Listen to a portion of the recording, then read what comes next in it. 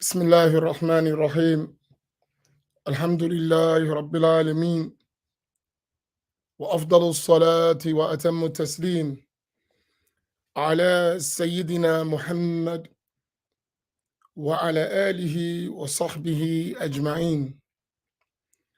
اللهم علمنا ما ينفعنا وانفعنا بما علمتنا وزدنا علما.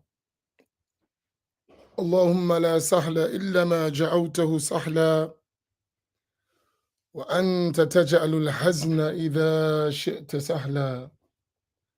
سبحانك لا علم لنا إلا ما علمتنا إنك أنت العليم الحكيم.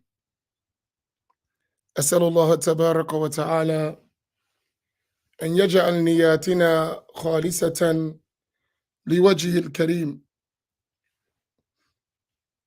I praise Allah Tabaraka wa Ta'ala.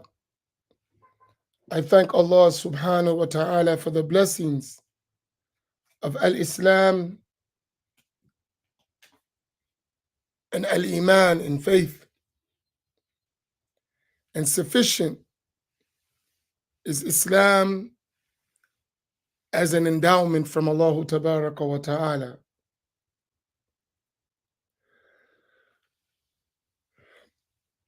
I wanted to have some reflections on some aspects of our special edition of the Roundtable last night with our Imam Dawood Walid and our brother Ustav Shakir Williams.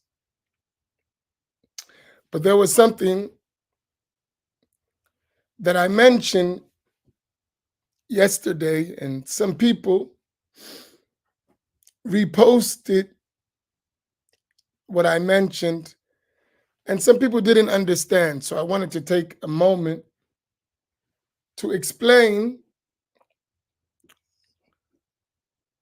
a comment. And there are several things, but I'll take this one for this scattered thought.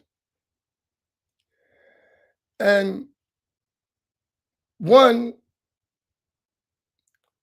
was what our brother mentioned, Ustaz Shakir, when he said the Black Muslim has abandoned the Black community. The Black Sunni Muslim has abandoned the Black community. And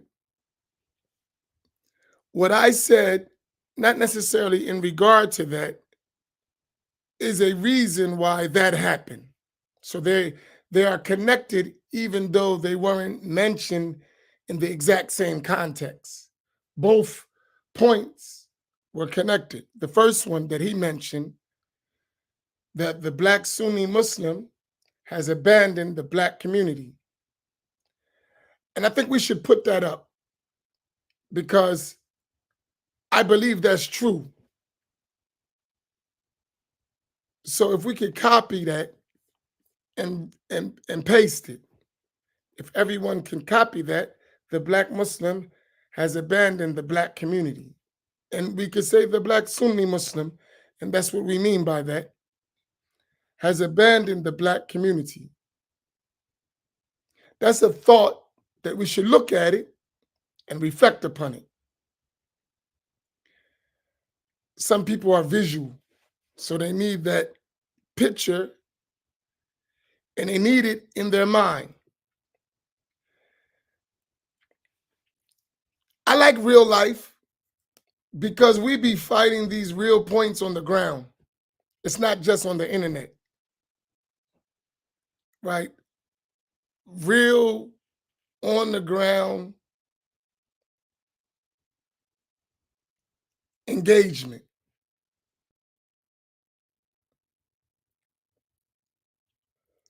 And because wherever you find yourself in that engagement, you tend to lean to that idea. So this concept, so I'll put it a little bit brief. The Black Sunni Muslim has abandoned the Black, not the Black Muslim community, the Black community, period. I'll put it there. And maybe this one. Good, Hamza. Right? Uh, like that. That's what I meant. So let's repost it because some people change my words. And maybe I said it more than one way, but that's what I wanted to say.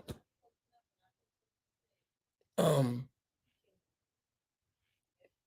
so uh,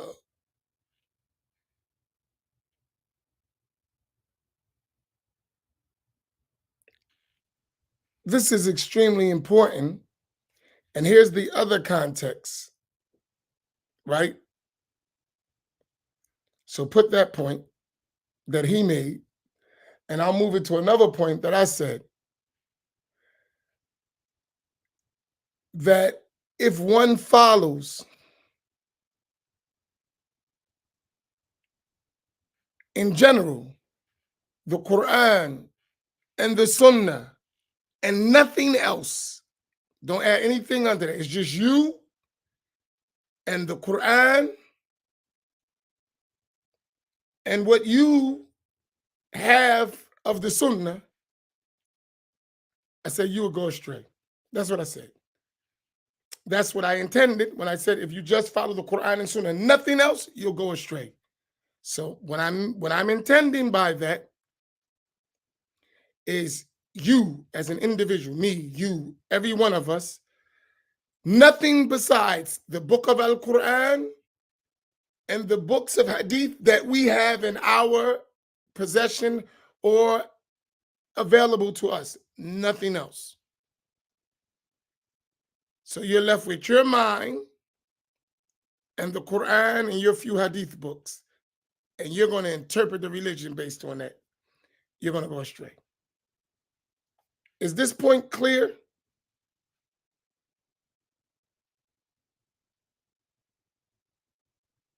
Is the point that I'm making clear that you all understand? We back to me. Are we clear? Y'all understand what I'm saying?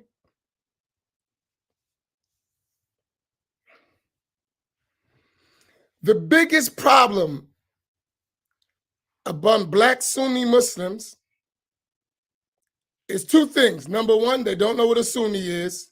And number two, they actually think they have the ability without any additional scholarly input to interpret the Quran and the Sunnah. This is our biggest problem, in my opinion. This is my thoughts. Number one, we don't know what a Sunni Muslim is. Number two, because we don't know what a Sunni Muslim is, we have an understanding of Islam, Sunni Islam, that falsely makes us believe that we could just read the Quran and Sunnah on our own and interpret it, and that's Islam. And often it is far away from the true understanding of Islam. That's very important to understand. Add to that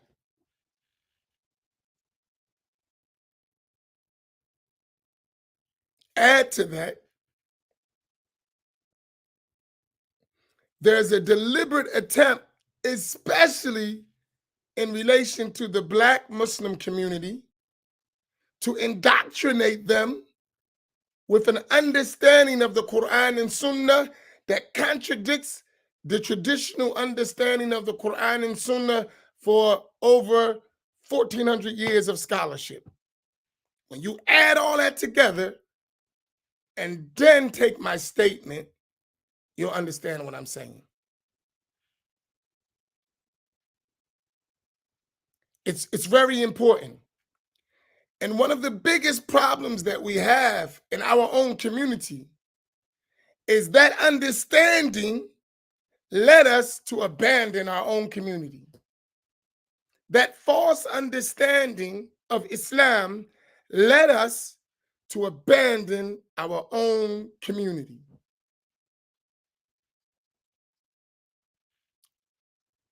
Without going in more details, do everyone follow my point? I want to engage you in this. So since we can't have just open dialogue, if you understand what I'm saying, fine. If you don't, please ask me. Put your question, put your statement, whatever, and let's dialogue.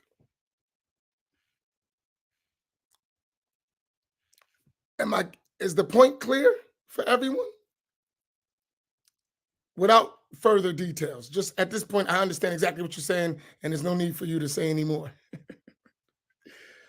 Because I saw some people on the internet really going back and forth about that issue, which to me is clear as the sun at noontime on a clear, bright, sunny day. Good.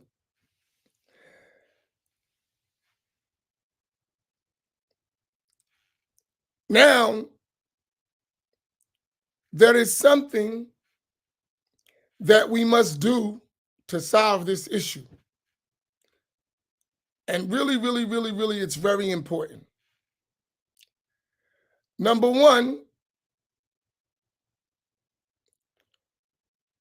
we have to develop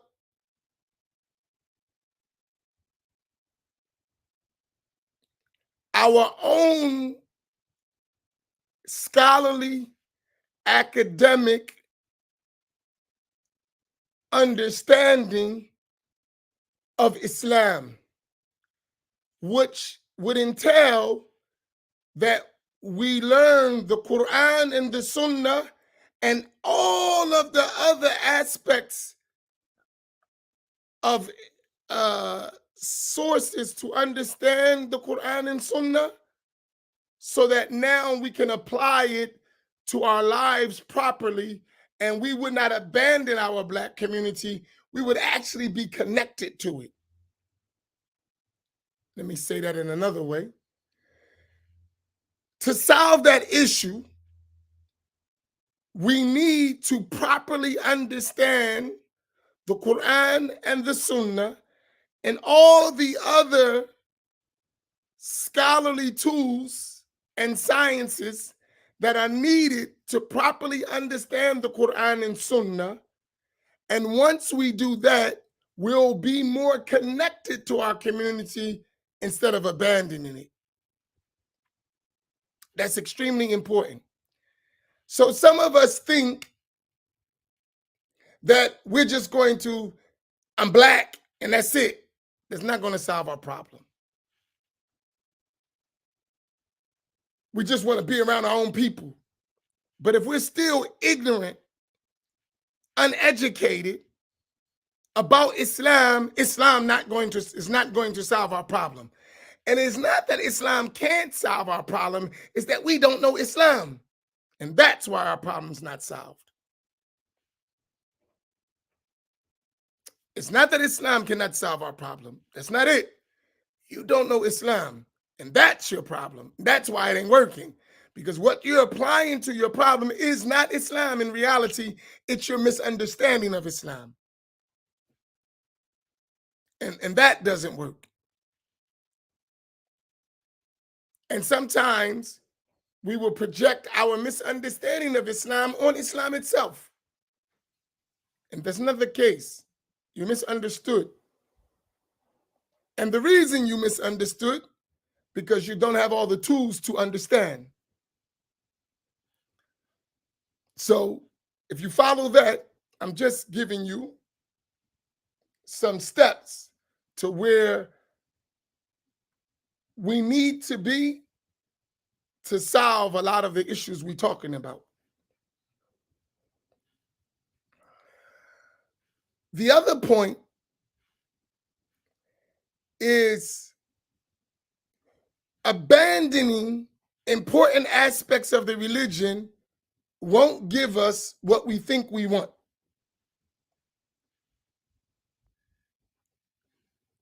So not learning proper Islam and ignoring that fact just so we could be together in false unity won't give us the unity we're seeking.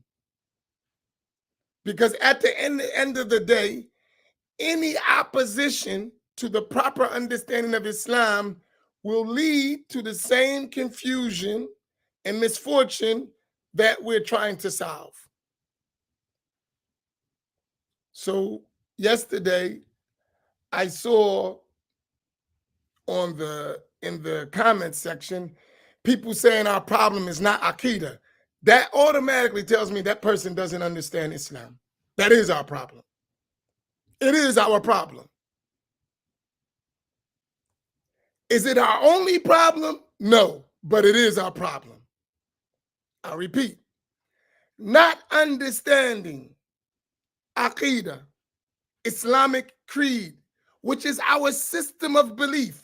Forget the technical term Aqidah. What Islam teaches us to believe, right? Whatever you want to call it, whatever term you want to use for it, we must have that correct, right? And here's the thing. When we don't understand Islam, which we don't, we established that, we don't understand priorities. And therefore, we'll neglect that which is a priority for something that is secondary, and we still won't get the problem solved. Are y'all following me? That's part of not understanding Islam. When you don't know what is a priority over what. Because Islam, when it's correctly understood, has priorities that are religious obligations.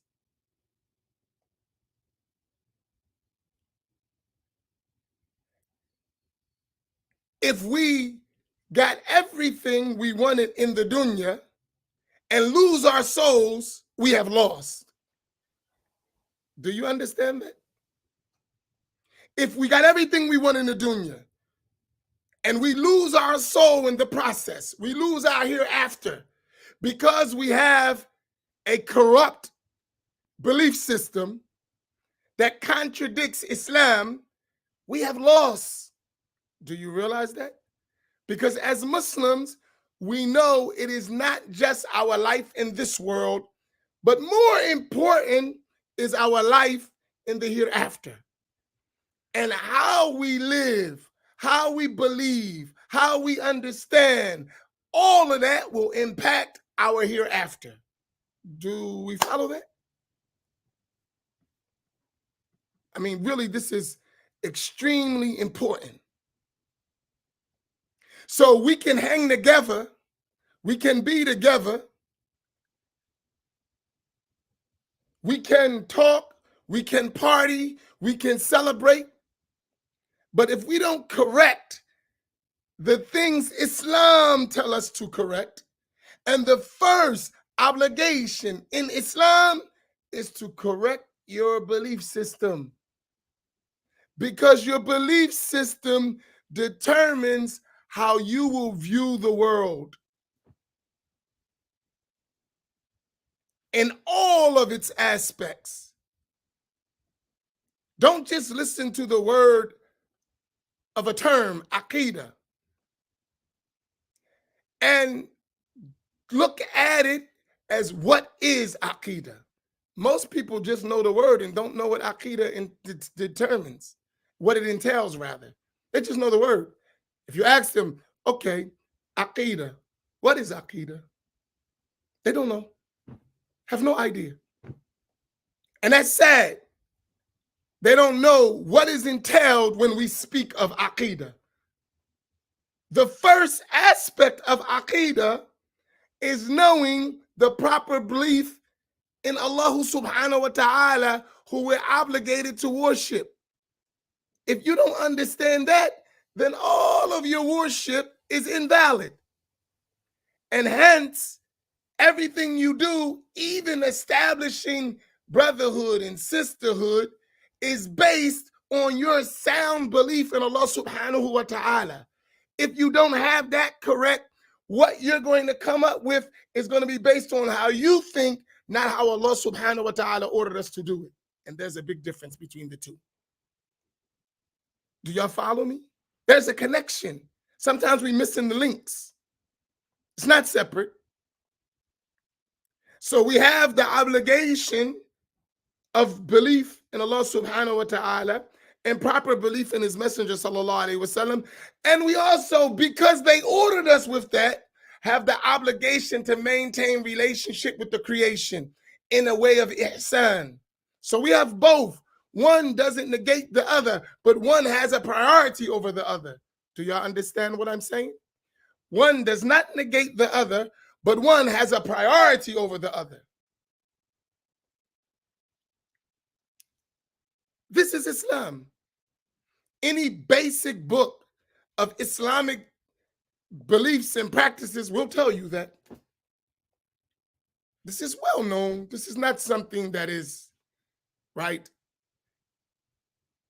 confusing for anyone who ever studied Islam for even 1 year under qualified religious teachers. You would understand this. You would know it. Your desire may want something. I want A or I want B from your side. But from the religious side, there is a priority. There is a priority. And you can't bypass that because what you like. Because our religion is not based on our desires. Our religion, our way of life, is based on what Allah Tabaraka wa Ta'ala revealed and what the Prophet Sallallahu Alaihi Wasallam conveyed and what this nation has agreed upon. That's the foundations of our religion. That's it. Our way of life. Use any term you want. So the scholars, they say there is no problem in terminology. Whatever you want to use, whatever words that make you feel so comfortable. Did you get the point? Right? Do you understand the issue? Forget what you're calling it. Do you understand it? And that's what we have to focus on. So when I say that, our problems that we're trying to solve as a community is contingent upon our proper understanding of the solution, which we believe is Islam. So for us, there needs to be a deliberate effort to understand Islam properly so that we can apply it to the issues that concern us. So there's never such thing as our religious priorities and our religious instructions being secondary to our whims and fancies. No. We have to train ourselves to engage in our cure in the proper way. And here's the other catch with that. And I want to move to both things. Don't forget, there is a deliberate attempt to make you misunderstand Islam. That comes from your enemy. And by now, especially on this platform, after all the years we've been teaching, you should be able to identify that by now. You should be. You should be able to identify, this is a plot against us. It's obvious for the one who learns and listens and empty their cup, right? This is obvious. This is not like complicated. You can see it. Especially if you use critical thinking. Your critical thinking skills are essential for your survival. Can we put that up? Your critical thinking skills are essential for your survival. Your critical thinking skills are essential for your survival. One more time so we can get it. Your critical thinking skills are essential for your survival.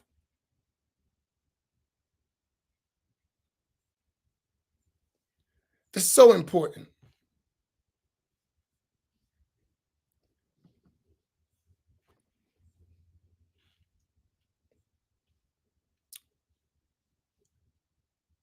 Someone said something yesterday, one of our sisters. She said, "It's nice to buy the book, but please read it." When we were talking about our brother's book, she said, "It's nice to buy the book or the meaning, but please read it." And I thought about something, which is why I do what I do. Many of us can't read, and we don't even realize we can't read. We don't know how to read. We know how to look at words on a page. I watch all the time that we'll have a whole conversation and don't understand the contents of the conversation and never ask, what does that mean? So, for instance, and we need to break that habit as a people, stop speaking in Arabic to people who don't understand Arabic. It's a nice, impressive to your ego, but it doesn't solve your problem. Because you're talking to someone who doesn't know what you're talking about, and they don't have the critical thinking skills and the mindset to say, hey, I don't even know what you're talking about.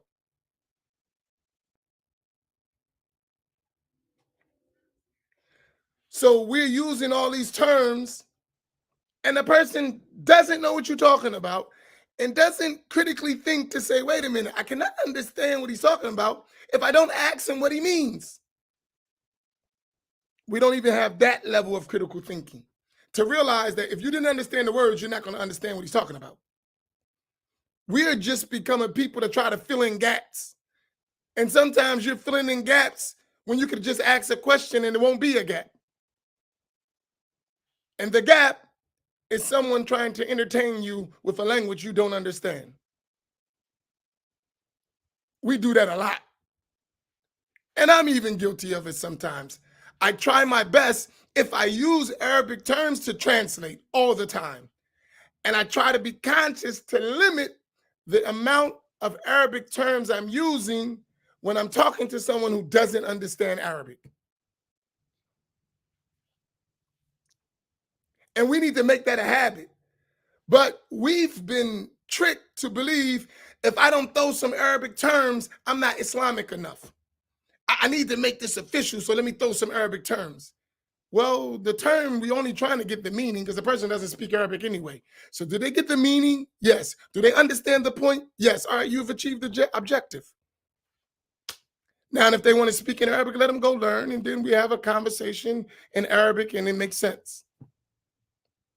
The only time we should be using terms when those terms are specific terms and the Arabic meaning is something we're trying to highlight to help them understand. Other than that, what's the benefit? What's the benefit? There is no benefit. In fact, it's more harm than benefit because it's a means of people not understanding. That's killing us as a people. We're talking about solutions. That is killing us as a people. So it becomes a substitute for actually learning.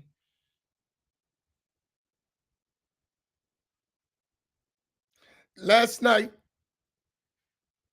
I was talking, or it was yesterday, with one of my close companions.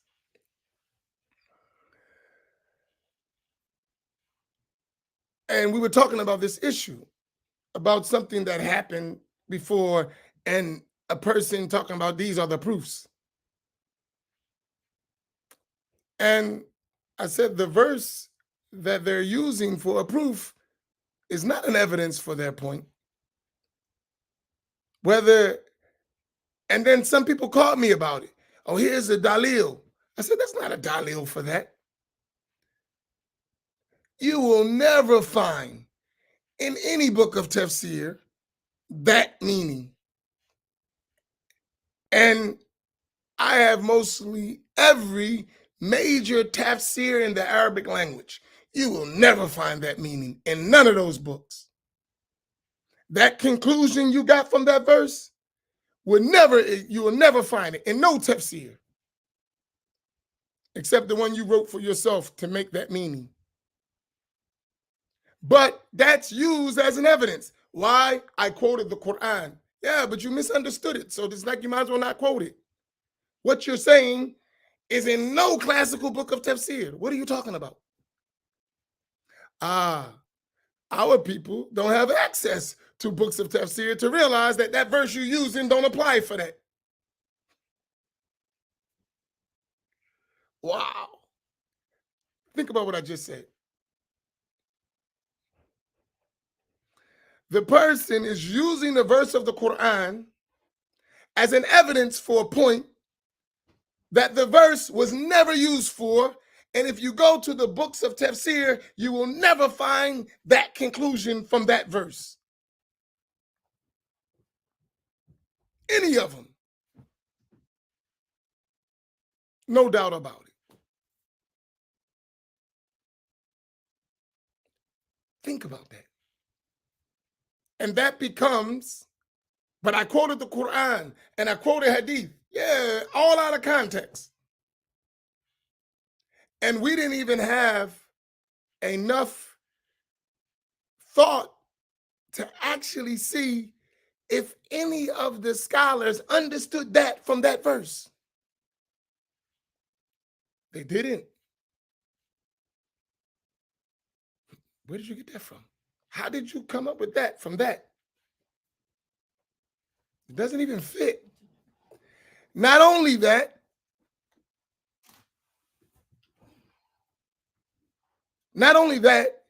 it contradicts the foundations of creedal belief in Islam. That's the worst. Like, that's the worst part. But if we just have this idea, as long as I quote the Quran and as long as I quote a hadith, then that's it. I done my job. No, you didn't. You didn't even start. Stop turning Islam. We must stop. Assalamu alaikum. We must stop turning Islam to our toy.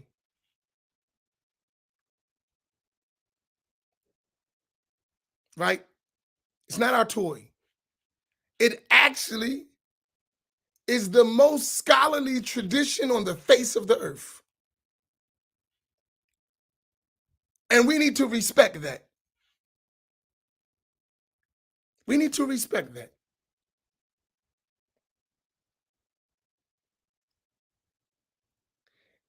Even if we don't know it fully, we need to develop a healthy respect for Islamic scholarship. We do.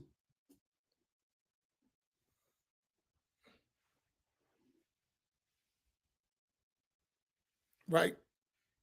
We need to develop a healthy respect for our tradition. Right?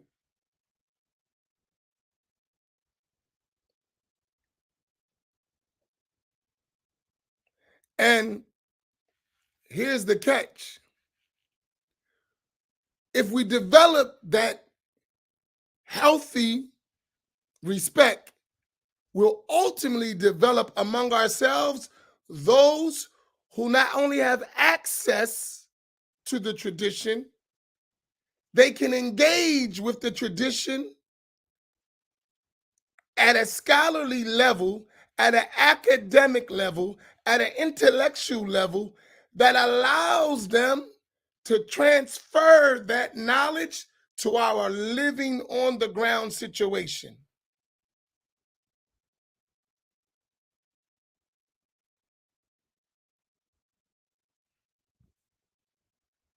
Are y'all following me? This is important stuff. Because at the end of the day, listen, at the end of the day, we're not honest with each other a lot. Seriously, at the end of the day. We've been oppressed so long, we're tired of being oppressed to the point that we just like, I'll oppress myself. That's how tired we are. That we will oppress ourselves. I just don't want you to do it, but I'll do it for myself. We need to remove oppression altogether.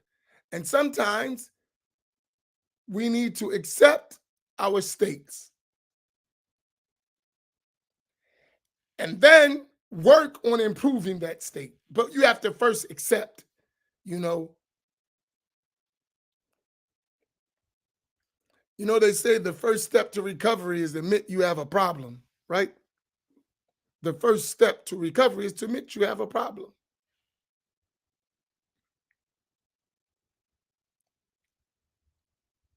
And why I like scattered thoughts? I like scattered thoughts because I can be honest and real with you without any fluff, right?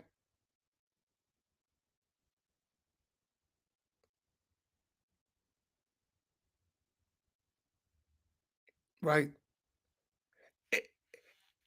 And then once we are real with each other, then we could have real conversations about the deen. Right? We can have real conversations because now there's no barrier between us of false pretense. You're not a scholar, I'm not a scholar. We got to refer to scholars. So now we having a conversation. None of us is acting like we're scholars.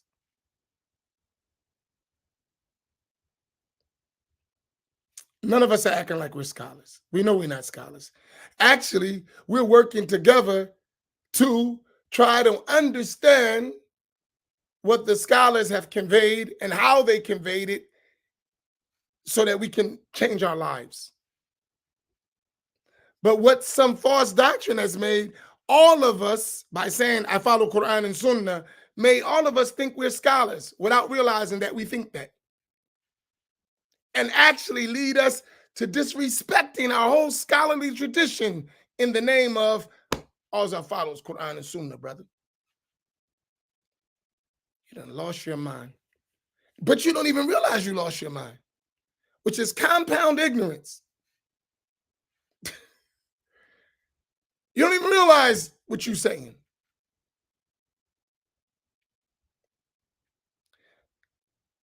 I was listening to a popular speaker the other day. And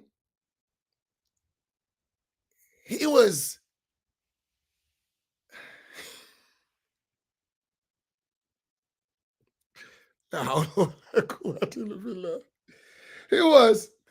there's only Allah can protect us from falling into sin and give us the strength to obey him.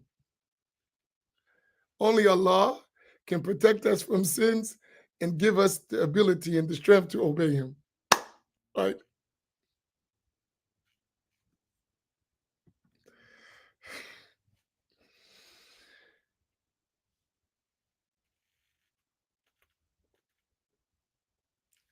He was talking down to others whom he is among them in his speech.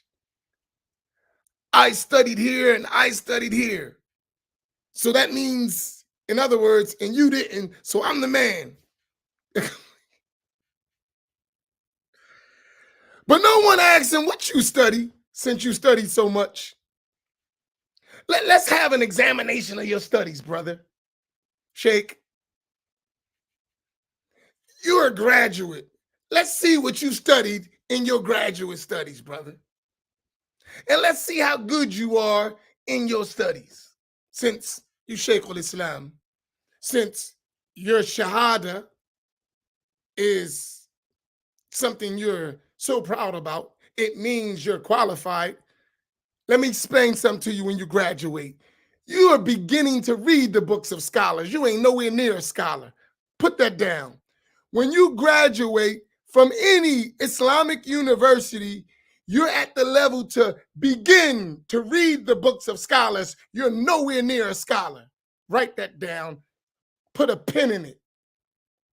When you graduate from any Islamic university today, you are beginning to be able to read the books of scholars. You're nowhere near a scholar. Do y'all got that? So cut it out.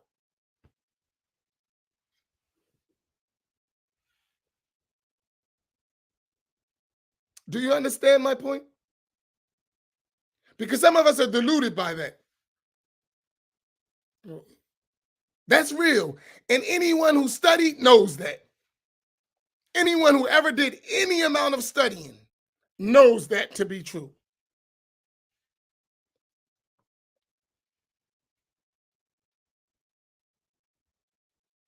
This is very important when you critically think about it. Because if the unqualified person is operating on you, he may harm you in his attempt to fix you, to cure you, because he's not qualified. He may harm you. So when we bring us all to the same level of humbleness, we can begin to collectively see what we have in terms of skill sets, what we're missing, what we need, seek that out collectively and solve our problem. But when we think that we have arrived at a place we're nowhere near, we're in trouble. And that idea of Quran and Sunnah, that how we understand it, is one of our big problems as Muslims, our misunderstanding of our own deen, our lack of respect for the scholarly understanding of our deen. And I put scholarly because that means there's some effort behind it. It's not hit and miss. It's a real living scholarly tradition with a lot of critical thinking in it, a lot of examination, a lot of things that we need to solve our problems. And we haven't touched that as a people collectively. And that is why we're having problems using Islam to solve our issue. I hope y'all following me and understanding what I'm saying. I'm trying to say it as plain as possible. You remember back in the day, we say, make it plain, black man. Yeah, I'm trying to make it plain.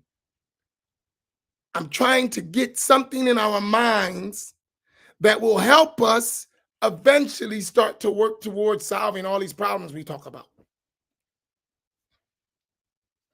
Without Islam, it ain't gonna happen. Without Islam, you forget about it. We're done.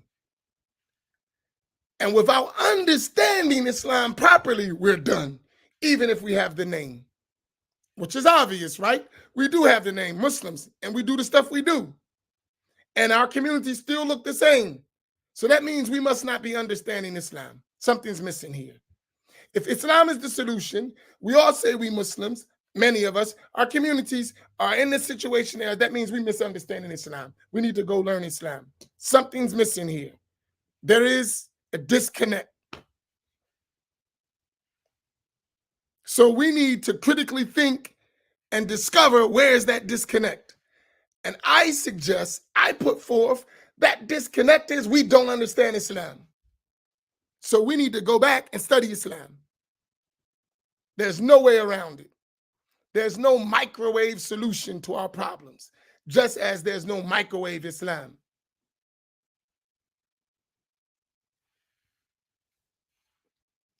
This is what I put forth to us. And collectively, we have to work on this. So at the end of the day, when we finish all of this stuff, we got to go back and learn our deen. We have to learn our religion properly, our way of life. We have to learn it. And we have to learn the priorities of learning our religious understanding. We have to get the prioritization. We have to say, this is first, this is second, this is third, this is most important. We need to add this here, and there need to be a well-organized approach to understanding our deen. And that's going to take effort, because while we're doing that, others are polluting that process, and we have to identify that. Others are polluting that process, and we have to identify that. There is a such thing as the devil among the humans and among the jinn, and they work diligently. In fact, they work harder than we do. May Allah not make us among them. But they work hard at deceiving and distracting us and confusing us. So we have to work diligently and using our Islamic knowledge and understanding and belief and practices and spirituality to combat that.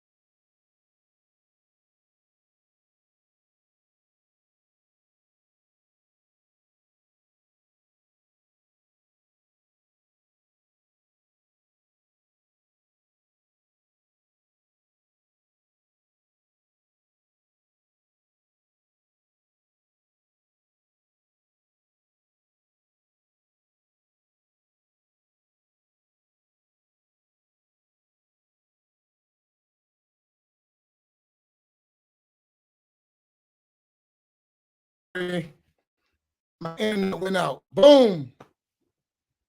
Uh, is everyone still hear me? I'm back in.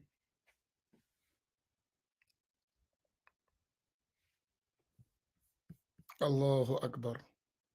If everyone hears me, please give me a I hear you.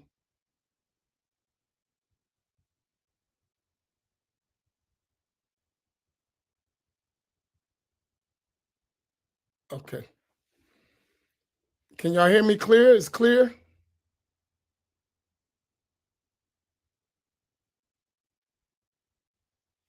Tell you. You know, the scholars of tafsir, of Quranic commentary, they mention, you know, in the end of Surah An-Nas, the chapter of the people, the last chapter in the Quran, Allah mentions min al-jinnati wan-nas, from among the jinn and the human beings. And the scholars, they said that you have devils among the jinn, which is a species of Allah's creation, and the humans. And they said the jinn among the humans, their evil is more dangerous than the devils. The devils among the humans, their evil is more dangerous than the devil among the jinn. The devils among the jinn. So imagine what we're faced with. We always think about a spiritual devil from the spiritual realm, from the unseen realm, and we forget that there's devils in the human flesh right in front of us, and they're more dangerous. And they're working. That's something to think about. And with that being said, that means we got to work hard because you're dealing with unseen forces and seen forces. And you're paying attention and seeking refuge from unseen forces, but seen forces right in front of you, you don't even give them attention, despite they're more dangerous than the one you're seeking refuge from. Something to think about. It's deep.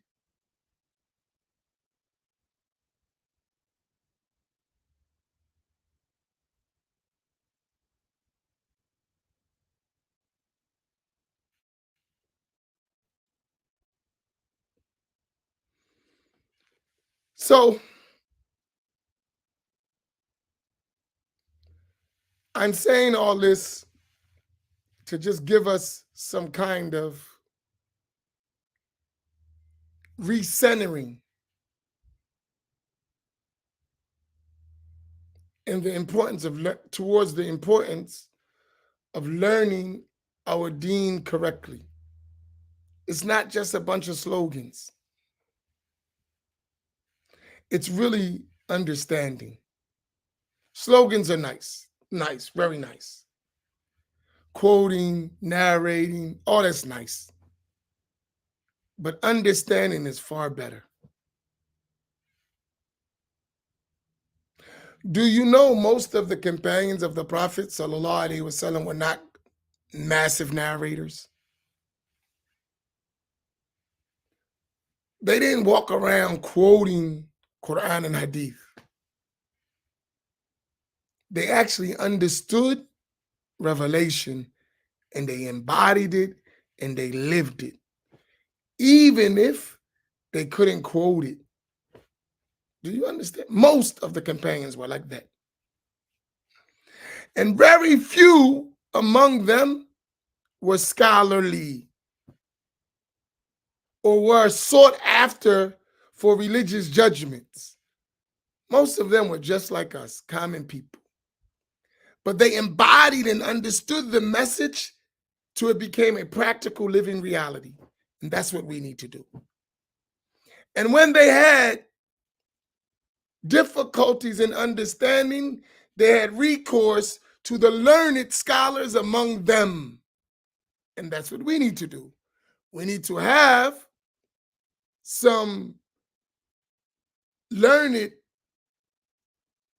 people among us that the majority of us have recourse to them. The idea that everyone is going to individually interpret Islam on their own is a fallacy. It's never happened and never will happen. That's not the sunnah, that's not the way of Allah and His creation. It's not going to happen. There's going to be a segment of the nation that is scholarly and learned. And there's going to be a segment of the nation that's common people that just do their daily practices and obey Allah and refrain from the prohibitions. And those common people should have recourse to those scholars among them for their everyday practices and for things that they don't understand that they need to understand for clarification. Do y'all understand that concept?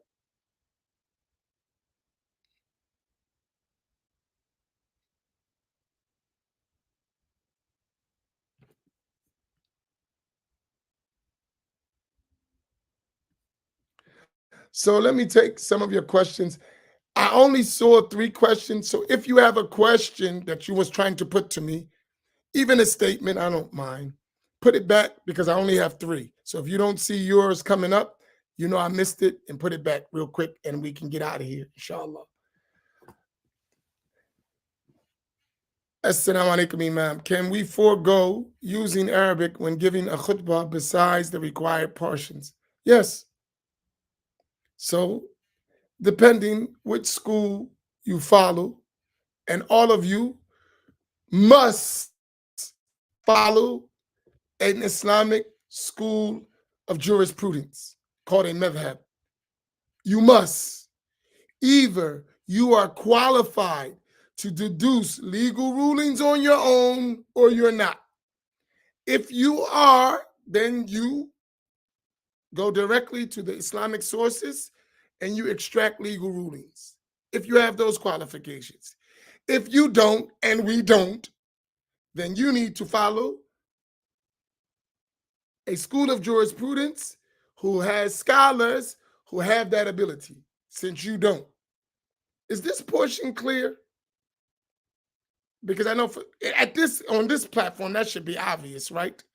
I know none of us are thinking we can interpret Quran and Sunnah on our own. We're not there, are we? I mean, I'm quite sure all of us know we need to follow a madhab, right? That's obvious, right? There are no mujtahids among us, is it?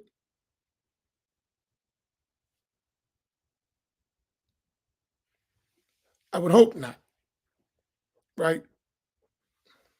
That we're not deluded and think we're mujtahids.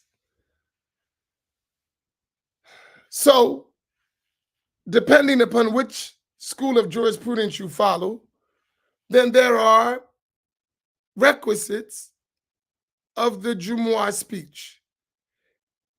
In the Shafi'i school, the only thing that needs to be in Arabic are those requisites, which are very short, right? So if you fulfill those requisites in Arabic, then the rest can be in English. And Allah knows best.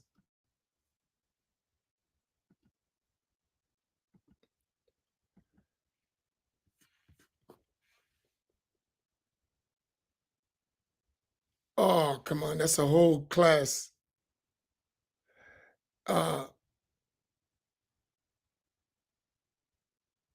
then that's a whole class, Hamza. And here's what we're talking about. A scholar in what? Right? What are you a scholar in?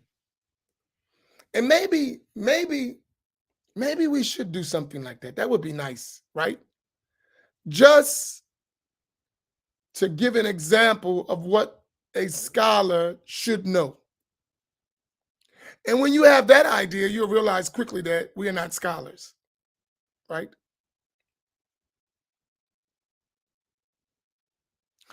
At minimum, let me give you an example. A scholar,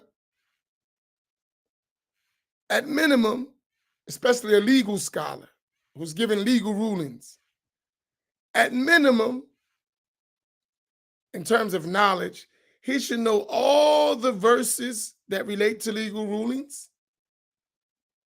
and their status in relation to those legal rulings, and all the hadith that relates to legal rulings, and he should know the matters in terms of legal rulings which there is scholarly consensus and there's difference of opinion, valid difference of opinion. At minimum, I'm saying like a minimum. That's just, if we just took that, that wipes out most of us, right?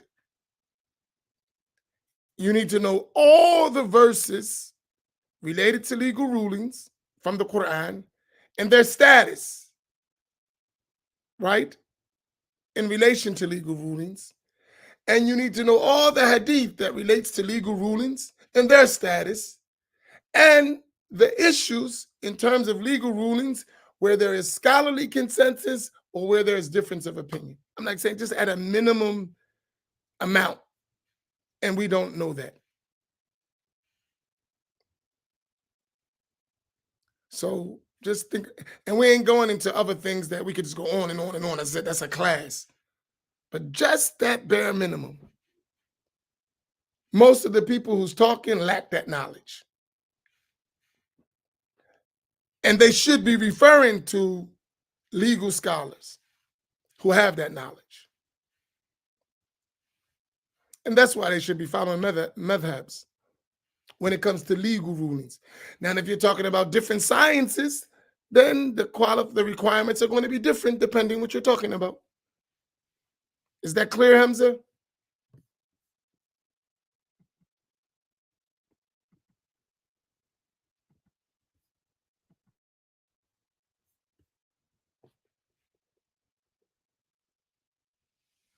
Now, that's obvious. We don't have no scholars in our neighborhood.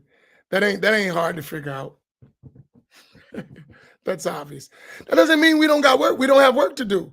We need to build scholars in our neighborhoods. We need them, but it's going to be work.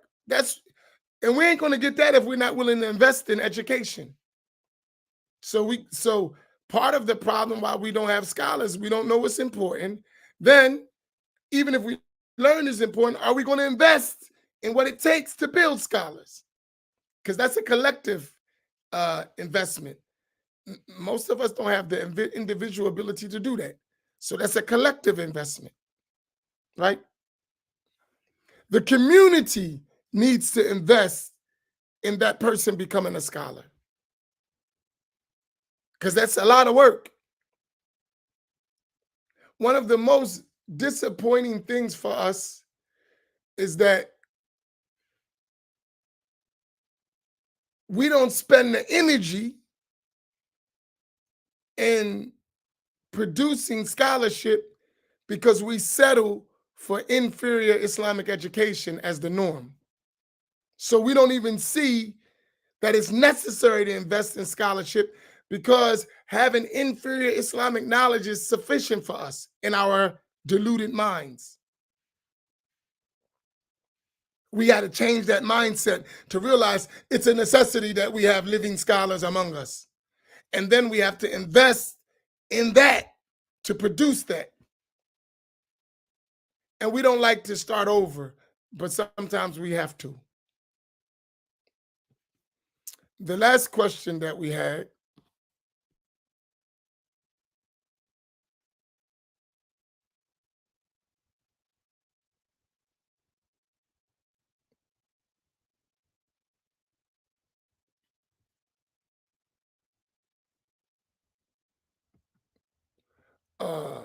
I think this is the last one. I got one more. Let me check.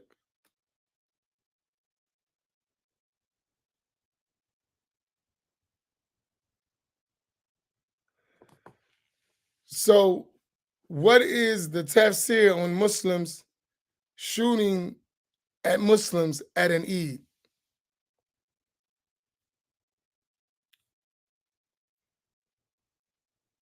What do you mean? I don't understand your question. Tafsir is the commentary on the Quran. So why are we using tafsir related to the act of some sinful Muslims doing sinful actions? What is a tafsir? I don't get it. How does it relate? Tafsir is explanation of the Quran. Some Muslims did a sin. How does tafsir relate to that? I'm being sarcastic, making a point. I hope you realize that, right? That's why I said stop using Arabic words. Now, could you translate that and say your question properly, please? Because that has absolutely nothing to do with tafsir. I was being sarcastic because I was making a point early. Stop using Arabic out of context. Tafsir has nothing to do with what we're talking about. With that, what you're talking about, that isn't a tafsir. Now, what are you trying to ask? Because tafsir is a commentary on the Quran. So I'm being sarcastic, yes. But I'm being sarcastic because we have to stop that because it sounds deep, but it's not deep. It's really doesn't make sense. So let's get to the real question you're asking. And I love you, so don't take it out of context. I'm helping us.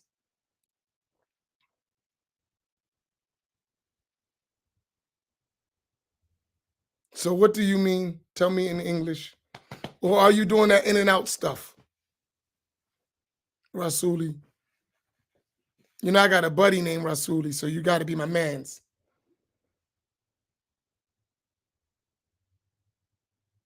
So if you're really serious, ask your question in English. And I'll come back to you, inshallah. Because that question doesn't fit. So ask it in English. All right, we know that we know how to say tafsir. Okay. Now, can we use tafsir properly? So tell me what you mean, Rasuli. I know you know I'm messing you, busting your chops. But tell me what you're really asking. Give me the real question. All right, let me take the other one while you do that. Oh, I missed it.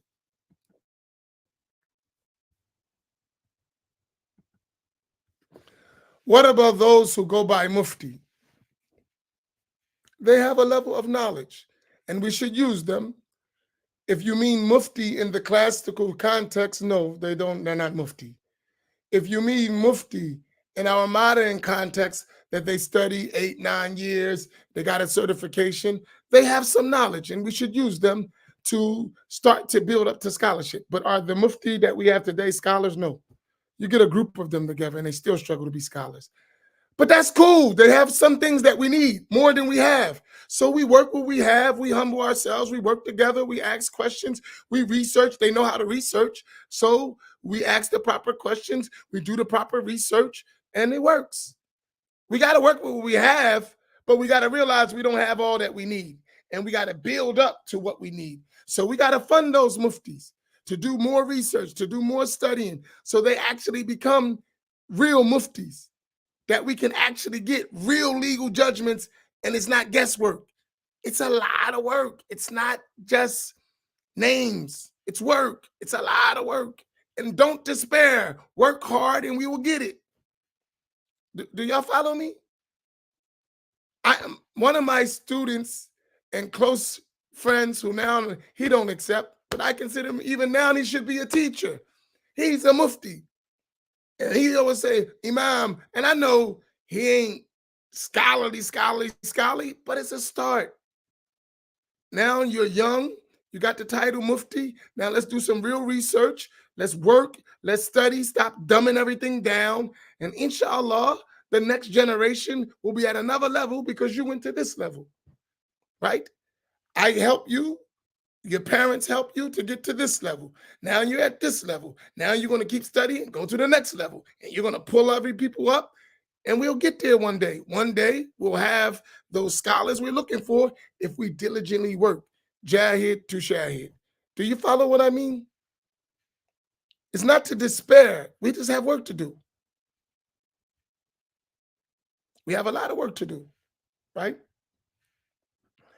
And if we concentrate on understanding more than we concentrate on quoting, we'll get the job done. We don't want to look the part. We want to actually one day be the part. And we have to admit first that I'm not the part, right?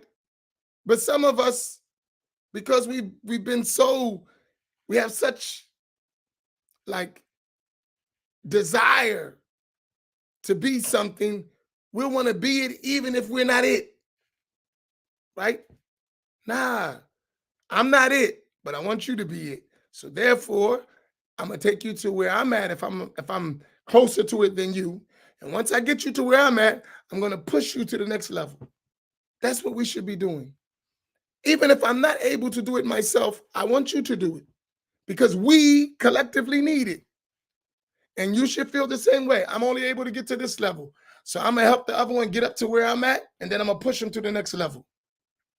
That's what we have to do. Some of us don't have the capacity to be a mufti. That don't mean we bad. We can still be a good Muslim. We're just not a mufti. So I want you to be a good Muslim where I'm at. Then I'm gonna push you up to the next one who gonna help you be a mufti. That's simple. But we make it difficult to do. Don't make it so difficult. The stuff is easy.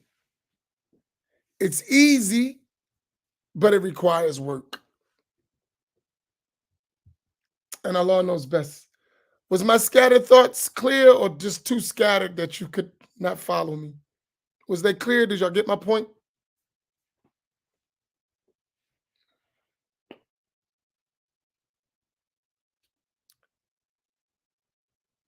Are we clear?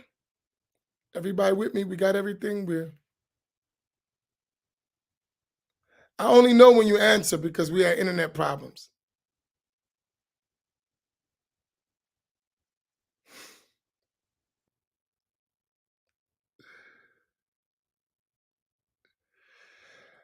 Rasuli, you asked me the same question. I told you that question don't make sense. Ask me the question in complete English. Tafsir is not English. Shahad is not English. Please ask me the question clearly.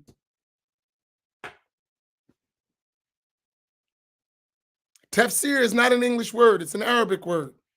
Shahada is not an English word. It's an Arabic word. Ask me your question directly in English, in the context that you want me to answer. It's a training for us. If we're really trying to solve, don't talk to me in a language that we don't understand, because we're going to misunderstand. So don't say tafsir, don't say shahada. Just ask the question. What are you trying to ask? No, I don't know what you're saying. I know what you're trying to impress me with. You're saying. I want you to say what you're saying. You speak English very well. Say it. I'm saying that, you know why? Because you want us to solve a problem. One of the problems is we're using terms that nobody understands and out of context. That's a problem. Say what you need to say. Stop being egotistical. Just say what you need to say. We both speak English. Clear. Everyone here speaks English or they wouldn't be here. Just say it. There you go. So please tell me what you're saying.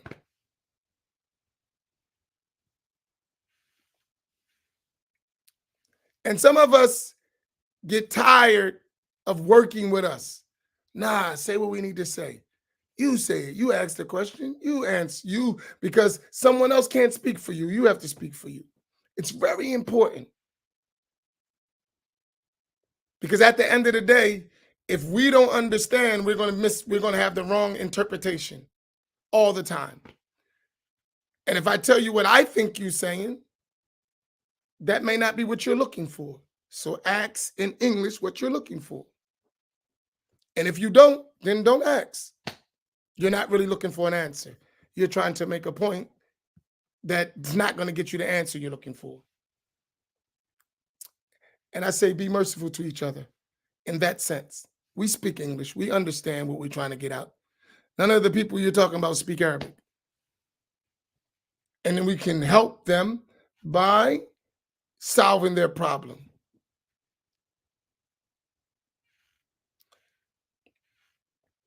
But if I answer what I think you're saying, I would say this. The youth do not understand what Islam calls them to do. They only understand, right, what they see practice among them in their environment. So they see a misrepresentation of Islam, and they emulate that in their own minds. And because it's a misrepresentation and a misunderstanding, they'll end up doing things that contradict the very thing they say they're doing. If you understand what I'm saying. I was the same young guy. I don't think they're doing anything different than what we did when I was a kid. It may be in the daylight, it may be in some cases more severe, but the same concept, the root problem, we misunderstand the deen. So when I was a kid, they had drugs, they had guns, they were harming each other. We went in the masjid with guns. Yeah, they did it, right? Same thing. Sometimes I can remember outside the masjid in the 80s, people getting ready to have gunfights. In the 80s, not 2024. I'm talking about in the 80s. Rival Muslim quote unquote gangs in the masjid with guns. And if they move, I'm blasting. This is in the 80s, bro. So the same misunderstanding of the deen that we see today was in the 80s. It's not nothing different. All you're seeing is a manifestation of deep ignorance of the deen. That's all you're seeing, right? Do you, honestly. So what happens is, if we keep perpetuating ignorance of the religion, then they're going to follow that. They're not doing nothing. I'm telling you, I used to be in the same thing. They're not doing nothing different. It's more pronounced. They got the same weapons we had in the 80s. Same stuff. Only thing, these dudes are broke. That's the only difference. These young boys are broke, and we had money. That's the only difference. And maybe because they're broke, they're not thinking about money. So therefore, it's like, what they say, drill, and I don't know that in detail, but they just want to get your ops and all that. We was doing the same thing. Only thing we was about money. That was it. But the same concept. Same foolishness was in the 80s. That's now in 2024. That should tell you something. And as a teacher, the same ignorance that was in the 80s is the same ignorance in 2024 of the deen.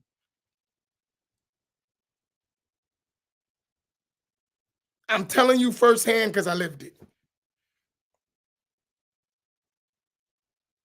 I was right on the ground, right in it. I went to prison because of that. Right? I went to prison for the same reason. So I understand. I'm not talking from theory. I actually did it. Right? I understand. So we have to. And now I'll give you an example. I remember, I want to share a story with you to give you the example. I was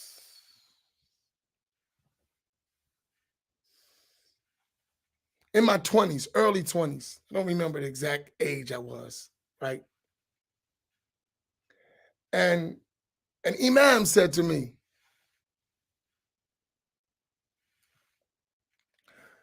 yo, I know you still got some of that dope money left.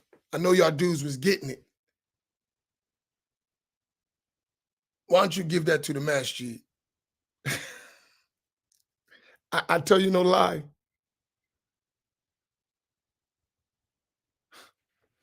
Subhanallah. And why did I say that? We used to justify our drug dealing because we was helping the masjid, or we was helping brothers who were on their deen. So I give you 5 racks, right? To the mosque. And in my mind, as a young kid, right, and the other my friends, we thinking we doing something good. We know we doing haram. Well, we didn't even, that wasn't even really a major discussion in our practice. We knew it theoretically, but in reality, we actually thought we were doing some good stuff, right? And we never missed Jumu'ah. And we was in the street hustling. The biggest drug dealers and criminals in the neighborhood. And we was in the masjid every Jumu'ah. We used to go on tabligh. We were criminals. So it ain't changed. I mean, but our understanding of the deen was warped. We have to change that narrative in our community. I'm speaking from experience. Like, I'm not telling you something I made up. I lived it. And now,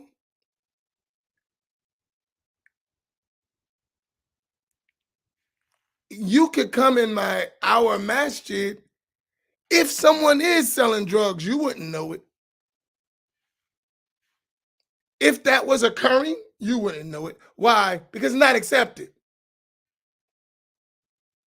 Because we have another level of learning. Don't bring that haram money in here. You better not. Right? The criminal can't come in our masjid acting like a criminal. You can't come in here like that. You're not going to be the man when you walk in here. Like, in our day, we walk in the masjid and you were respected as a criminal. And actually, people that's supposed to lead will be coming to you to get money. That ain't happening today. That's haram. Ittaqillah, fear Allah. And you need to get out of that and learn your deen and go get you a job, and we'll help you do that, right? Do you understand my point? So the young people, they're not bad. A lot of times we bad. We haven't made an environment to teach them about Islam. That needs to change. So if those young people saw practicing Muslims and that their behavior is actually not a mirror of our state, their behavior is not a mirror of our state, then you'll see change. But when their behavior in reality is a mirror of the state of our ignorance of the deen, our practice of the deen, it's a mirror of that. And when we look in that mirror, we don't like what we see. Get yourself together and you won't see it. Get yourself together, you won't see it. Allah will not change the conditions of a people until they first change what's in them, whether it's for the good or the bad. You got to fix yourself. That's reality. Does that fit what you was looking for, my brother Rasuli? Is that your version of a tafsir? I'm messing with you. I know you are. I got to meet you in person. No, that's how we fix the problem. We have to actually change ourselves. We got to really care. Stop saying the young guys are bad. No, you bad. Fix yourself. And maybe they won't be so bad. Because they're actually, that's why they join the gang. They're looking for somebody to rely on, to count on, to inspire, to but they're not finding that in the masjid. So the gang takes the place, and the dude on the block, can come to the masjid and be the way he is, and nobody in the masjid say, hey, yo, let me talk to you, right? Let me come here. I've been there, bro. And sometimes we're afraid of our own people. You're afraid of the young buck. You or him. I thought you was gangster in the street. Why are you afraid of him? I thought remember you was the gangster, right? Remember you was the dope boy. Remember you had the block. You was doing all that stuff. You used to carry your block. You used to run your block, carry your Glock. I'm trying to get some bars, right? You used to do that. So why, when he do it, all of a sudden he's a monster? Wasn't you a monster when you was doing it? How did you change? How did you stop doing all that? Because you used to do it. What did you do to change? You ever thought about that? Because that's what I say. I'm going to tell you something. And brothers from my city, see, people from my city, like when you're just on the internet, it seems like it's all cap. But when you're from the same area and people know you, there's no cap. We know each other, right? You can't fabricate. We know each other, right? So what I'm saying, the people from my city who lived in my era know me. They know where I'm from. They know what we did. They know it. It's not like hidden, right? So when I'm telling you something, it's something I live. I see all the time. I was the same Negro in the streets doing all that stuff who's Imam Amin today. What did I do to change? That's the message you got to give to the young boy. The young brother who's out there wilding, I was that young boy. What did I do? Now, I hope he don't got to go through what I went through to realize you need to make a change. And that's where I really should be concerned. Like, yo, listen, young brother, you don't want to do that. You think you cut like that. Let me tell you something. These white folks will lose you, bro. Seriously. They will lose you. But we don't want to have that conversation, right? We too even scared to talk to them. Man, young boys are crazy. No crazier than you were. You weren't crazy. That's why you're doing what you're doing. L7 square now. Got a job, doing all that stuff. But you was the mischief in your time. You was the mischief maker in the neighborhood in your time. You forgot that? You know what, and I'll close with this. You took me on another thing, Rasuli. One of my old head partners who used to run in the streets with me, you know what he said to me one day? And we're both in the masjid. He said, yo, man, I hope we don't get deluded to think that Allah necessarily forgave us for all the stuff we done. Right? He said, because all these stuff we're seeing, we laid the groundwork for them to be in that situation. I was like, I never thought of it like that. Because now I'm Imam Amin. I don't do none of that. I'm righteous man, right? Family, do my stuff, community activist. Yeah, right. You help develop and make the circumstances for that young buck you talking about. You remember his grandma or his uncle, or because they're young, so you got like 2 generations now, right? Remember that grandpop, grandmom, that great uncle, that one you was selling all that dope to, all that cocaine to, all that crack to? Yeah, when they was cracked out, when he went to jail, when he died, that kid didn't have nobody to keep him on the straight path. And then that kid led to another generation of kids who didn't have guidance. And all of that started with that crap you was doing. Did you forget that? It just became generational, and you had your hand in that. And how you assume that you don't have no responsibility in fixing it? And when he said that to me, I was like, and this is my old head. When we used to run in the streets, I was like, wow, that's deep.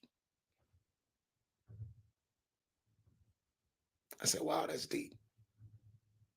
That's something to think about. We are responsible. And therefore, we have a duty to go fix that. And we're doing it to the best of our ability.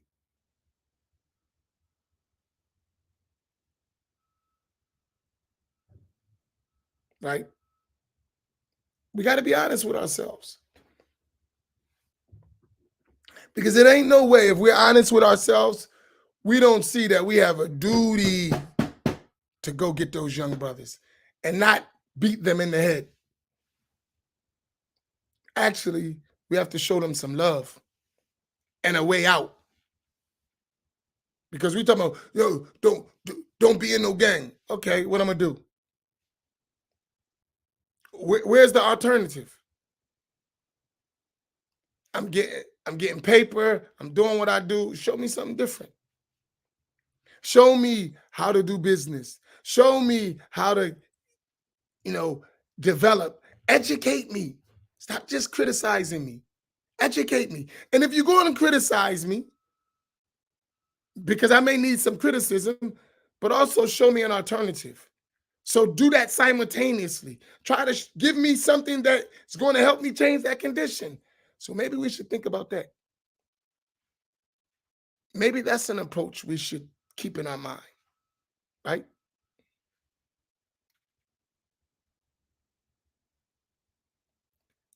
And I say that because I lived it.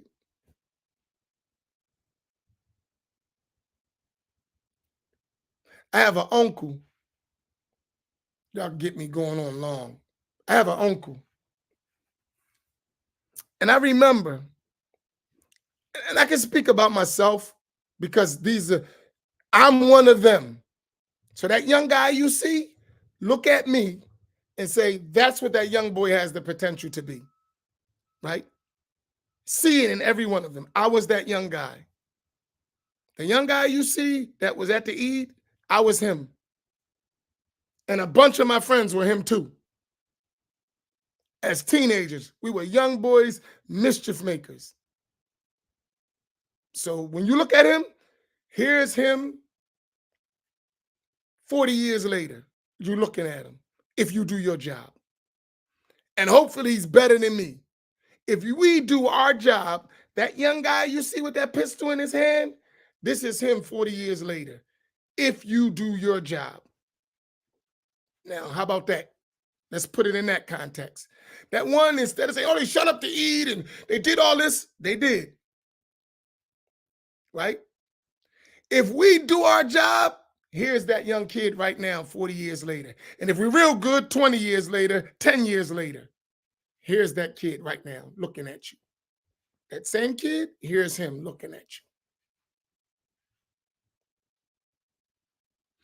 I'll tell you the story, and I'm going over time, but this maybe it will help us.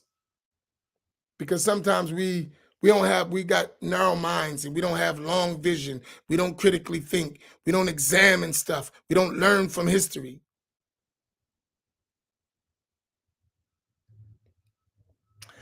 I remember me and my brother, and I don't know, my brother might be listening. If you're listening, just say I'm here. My brother usually, he's not Muslim, but me and him real tight. We was in the streets, we were tight. In jail, we was tight. Through all my life, we were tight. When I was studying overseas, we were tight. Like me and my brother like this, right? Very close. We have an uncle. All the male figures from my father's side have died, right?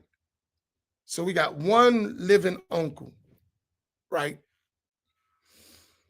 And when we was out there, they were kind of afraid of us. Not that we gonna hurt them, they just know we was living wild and reckless. My brother was a little different from me because my brother never wanted to be really in that life. It was just growing up in the projects. That's just what it is. And my brother always was trying to do good stuff. Even when we was in that life, he didn't want you to be a knucklehead. He's my older brother. We ain't doing that knucklehead stuff. So you ain't gonna be driving around with a bunch of cars and gold chains and those. You ain't doing all that crap. We here to get some money and we're gonna do some stuff. That was his mindset. So the dude had a job and everything, right? Me, I was a little bit more radical. Just cornball, right? But he's my older brother, so he kept me focused. Today, I thank him because if it wasn't for him and his guidance, I probably would have been like some of my friends, dead, right? Because they was wilding and they had no direction and they got murdered, right? But alhamdulillah, that didn't happen in bi'idhnillah. Allah has something different. But anyway, so they wouldn't say nothing to me. Matter of fact, they look at me, tell him don't go over grandma's house and that kind of stuff. Because I had a high reverence for my father. And I used to go visit my father and he wasn't in a good condition, but I would go visit him and they would be like, oh, they out there doing all that stuff in the streets, till they around grandma and granny and keep them away. My aunts would be saying stuff like that. And to this day, we still have even though we try, they look at us like we were there in those days when we were teenagers. And so no one never would tell us, me, at least me. My brother, he was in doing some construction. They tried to, because that was him though. But me, nothing. Just he's crazy, radical Muslim guy. He's bugging, right? And give me nothing, right? Subhanallah, right? I was just a misguided youth. I wasn't a bad guy, as you can see, right? I want to do good. And when I finally, after I went through all that stuff, came home, I got a job in construction. And I moved up the ladder in construction quick, like to a supervisor, to leading the jobs, running jobs, right? And he was a plumber for like 30 years. He was almost in the last years of his retirement. And we were on a job one day. I'll never forget this. He said to me, because I was running the job. And he would be like, that's my nephew. And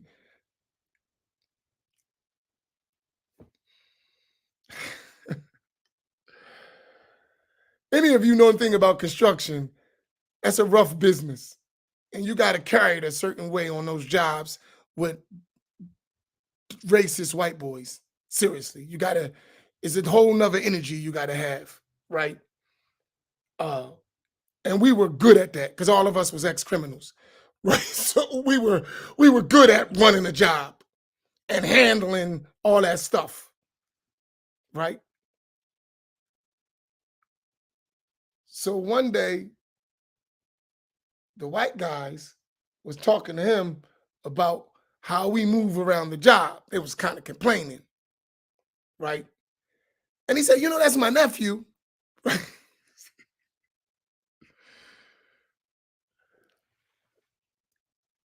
So he came and talked to me and he said, see all y'all getting all this money now? You could have been doing that. I wasn't trying to tell you to do, but you could have done this. And I said to him, I never forget it. I said, if you weren't afraid of us, you probably could have helped us. And we would have been now retiring ourselves. He looked at me and he was like, I just wasn't trying to tell you what to do. I said, if you wouldn't have been afraid to address us, you might have been able to help us. And today, we have a good relationship. We always had a good relationship. But still today, he's hesitant in how he speaks to us. And we love him, especially for me. I love you. But you got to give that same love and energy back if you want to change these young brothers. They're looking for love. They're looking for mentorship.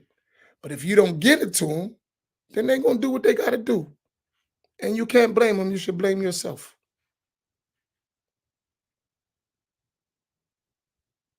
Do you understand my point? Now I'm speaking to you heart to heart. Real talk. real life circumstances. That young guy, don't let him tell the same story. So instead of worrying about how the system going to throw these kids away, because that's what they're going to do, we should be embracing them and realize how we failed them collectively. They got to go through the justice system. They got to go and they got to take their medicine. But even while they're taking their medicine, we have to be there to educate them.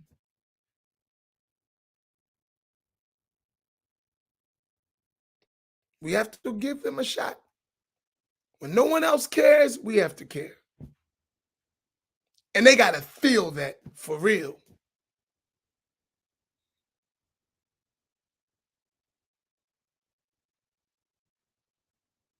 And if you want an example of that, a living example, early intervention, and while I'm there, let me do this. Wow. Because since we can't just talk, and we good at talking and doing nothing. Do that. So I'm gonna give us an assignment since we campaigning.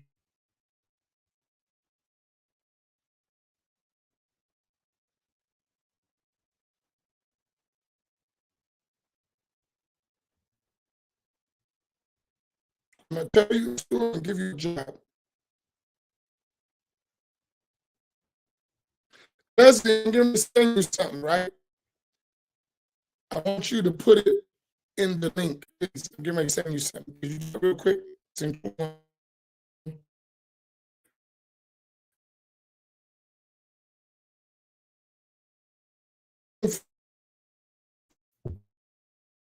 Put that in, please.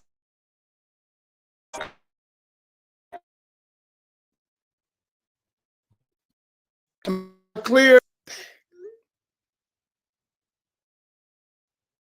No, put that link in the chat box. Can y'all hear me? And share this, please. Do me a favor, since we're talking about the issue.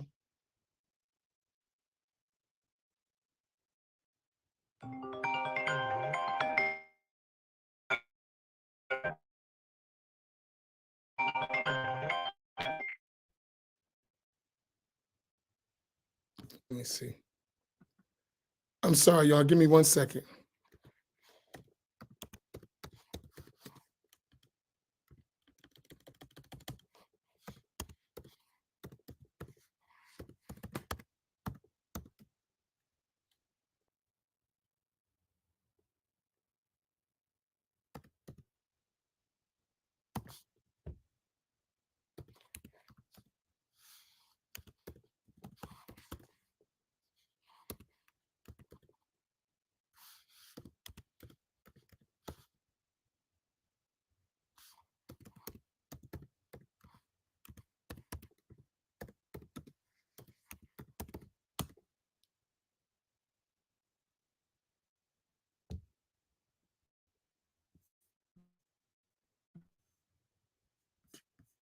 All right, there you go. This campaign, I'm going to tell you a story and I want you to support it. Don't let us down since we're talking, right? Let's do something. And go to the link. You'll see African American children.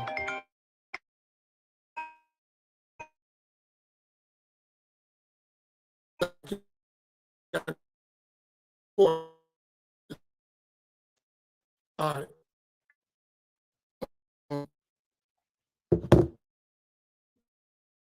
Right?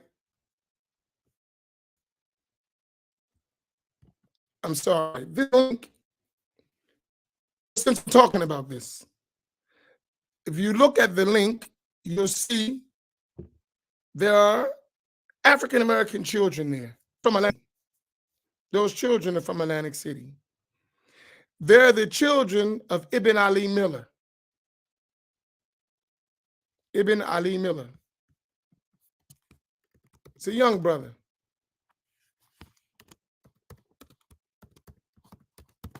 right? Is my internet, am I clear?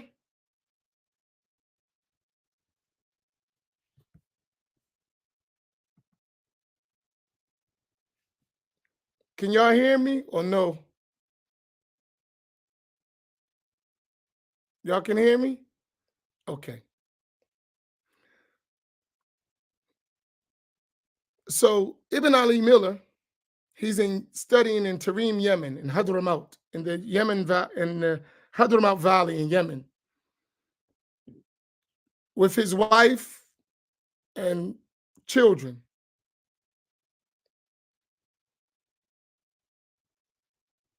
Young kids, you'll see them on there.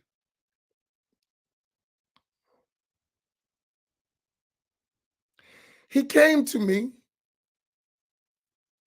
He was in his early 20s, right? He was in the streets, hustling, doing what we do. Muslim. His father was killed back in our days. I don't remember what year he was murdered. His mother was a co-defendant in my case and went to jail.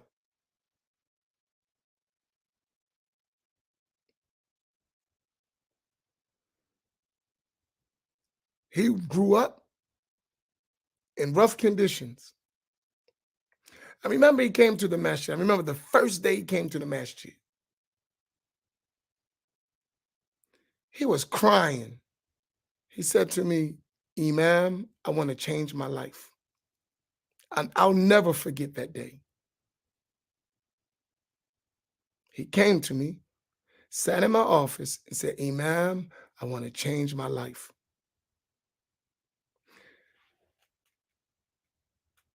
He was out there doing the stuff what young people do. But he was good at the heart. He wanted change. And I remember I said to him, you want change? Hang out with me. You got to hang out with me. Come to the masjid and hang out with me. Right? That's all you got to do. Come to the masjid and hang out with me.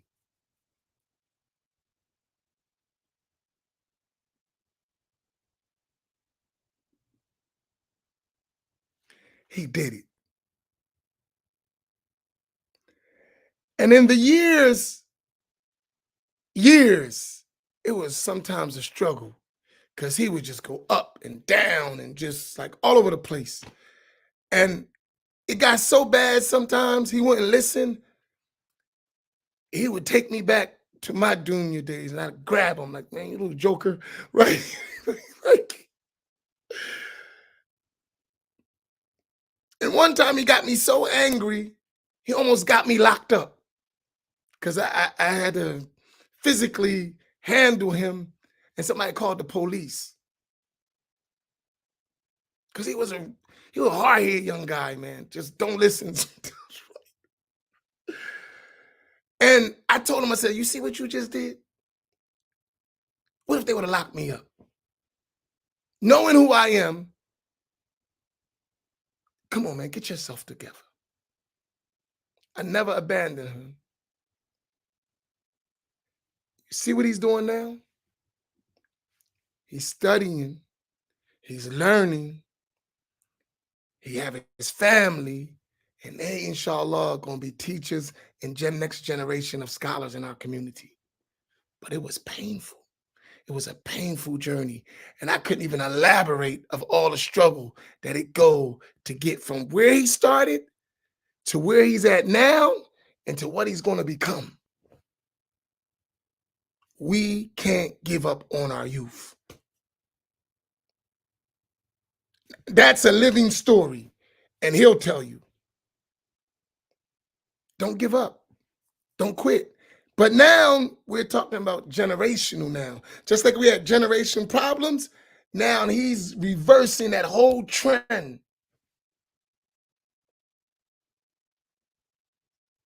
That's reversing that whole trend, what he's doing. Now what he's doing is he's building a school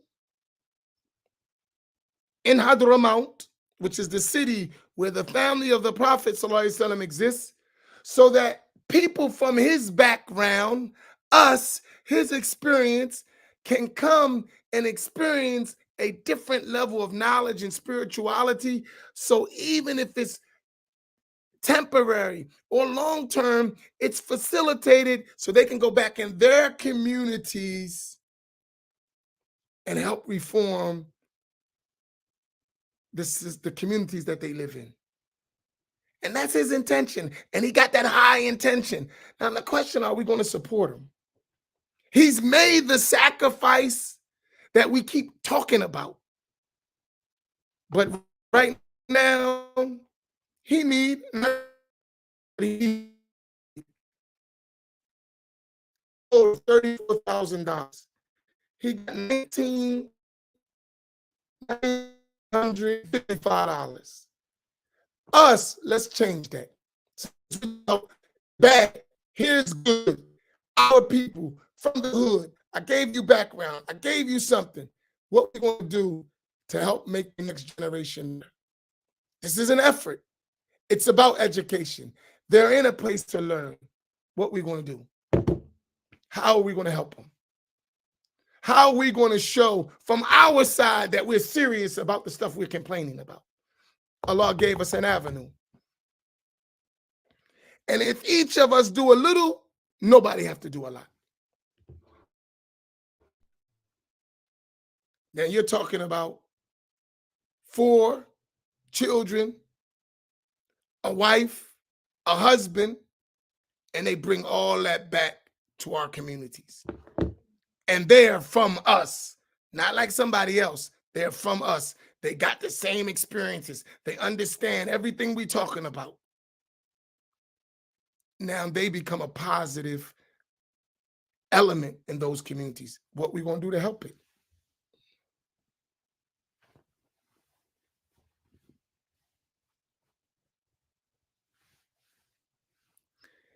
And when we say that,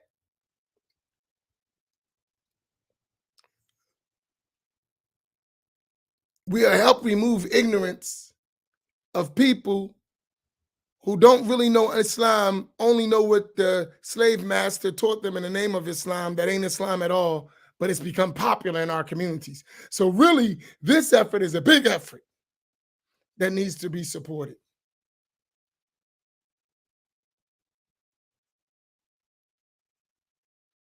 A big effort that needs to be, if we're serious about what we're talking about.